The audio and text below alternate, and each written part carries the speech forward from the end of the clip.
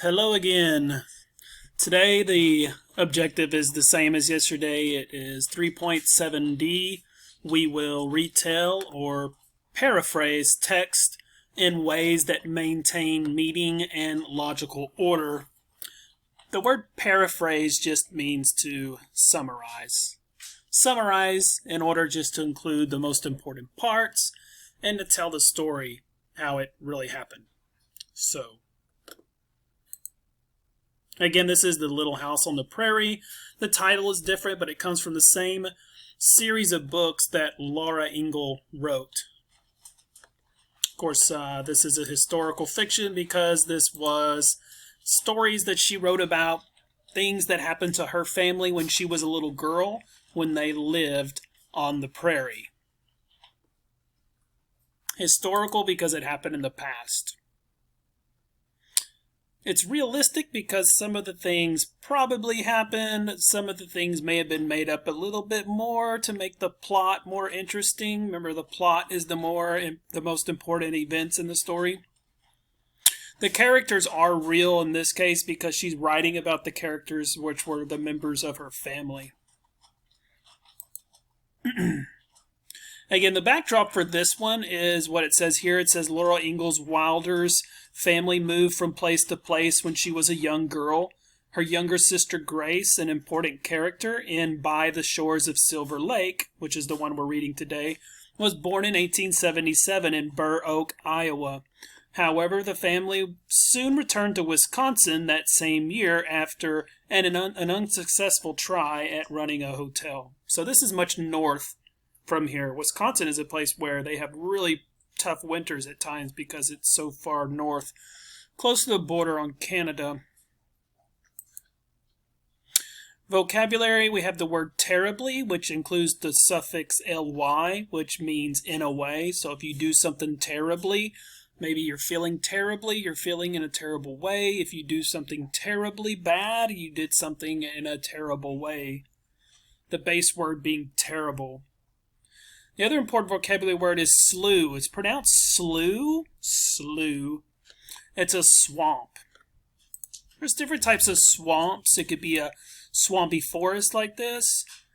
The one from the story is more going to be like the prairie swamp. This is swamp because it's close to the lake. Swamp would just be mud, really.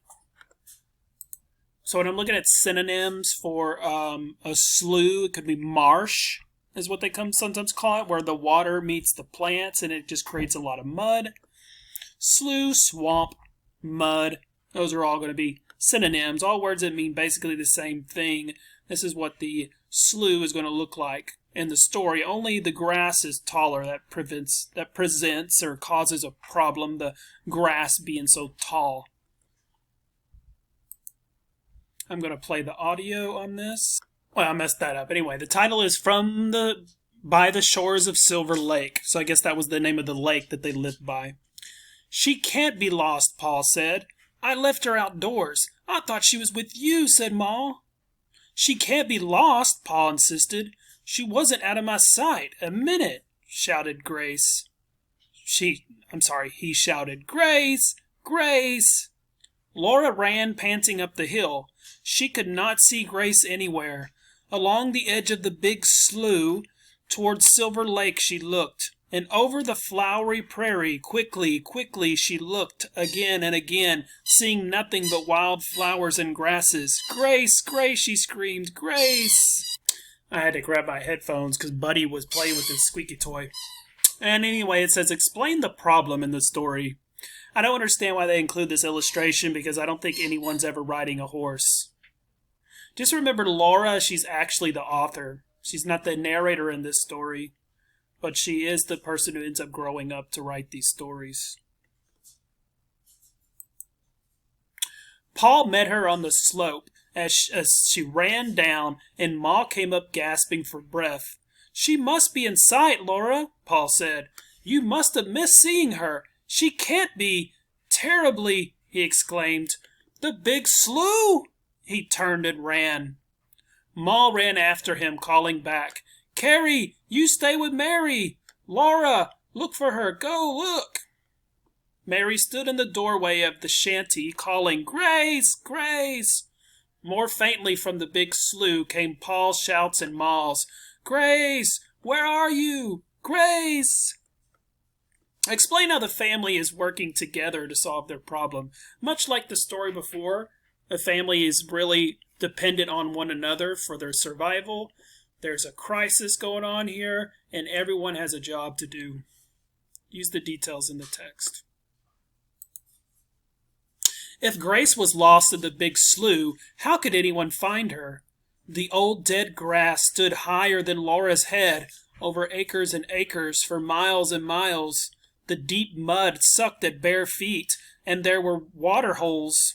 Laura could hear, where she stood, the sound of the coarse slough grass in the wind, a muffling sound that almost smothered even Ma's shrill call, "Grace!" And you're going to explain what paragraph 8 is mostly about, which is mainly summarizing. What is paragraph 8 about? Laura felt cold and sick. "Why don't you look for her?" Carrie cried. "Don't stand there. Do something. I'm going myself." "Ma told you to stay with Mary," said Laura. "You'd better stay." "She told you to look," Carrie screamed. "Go look! Go look! Grace! Grace!" "Shut up! Let me think!" Laura screeched, and she started running across the sunny prairie. Laura was running straight towards the south. Grass whipped soft against her bare feet. Butterflies fluttered over the flowers. There wasn't a bush nor weed that Grace could be hidden behind. There was nothing but grass. If she were little and playing all by herself, Laura thought, she wouldn't go into the dark big slough. She wouldn't go into the mud and the tall grass. "Oh, Grace, why didn't I watch you?" she thought. "Sweet, pretty little helpless sister. Grace! Grace!" she screamed. Her breath caught and hurt in her side. Using details from the text, what can you infer about how Laura is feeling? Mainly there. She's scared, but why is she really feeling so bad? She ran on and on. Grace must have gone this way. Maybe she chased a butterfly. She didn't go into the big slough. She didn't climb the hill. She wasn't there. Oh, baby sister, I couldn't see you anywhere east or south on this hateful prairie. Grace! The horrible sunny prairie was so large, no lost baby could ever be found on it. Ma's calling and Paul's shouts came from the big slough. They were thin cries lost in the wind, lost on the enormous bigness of the prairie. Why is it hard for Laura to hear her Pa and Ma shouting? It's also a part of the reason why it was so easy for them to lose Grace. It's because of what? The prairie is so...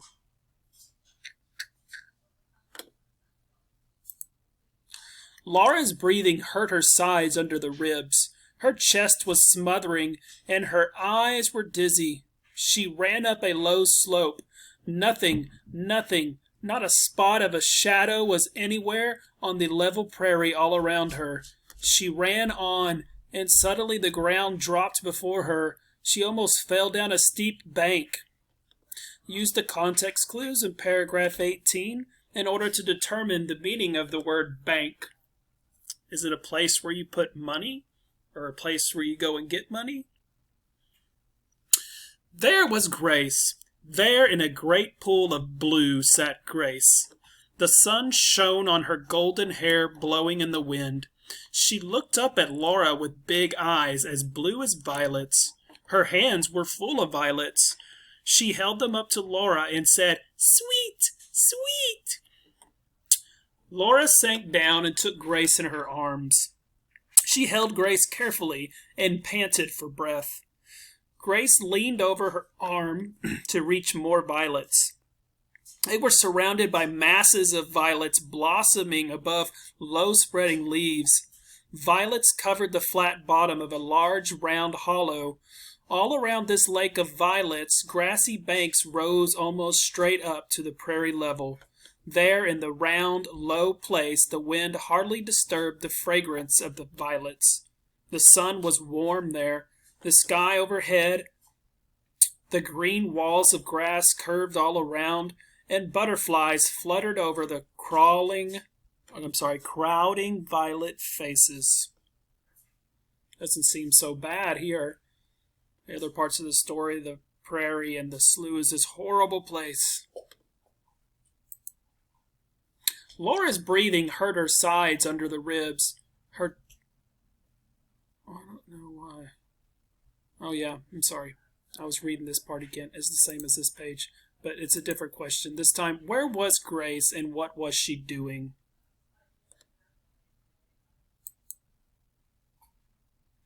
Laura stood up and lifted Grace to her feet.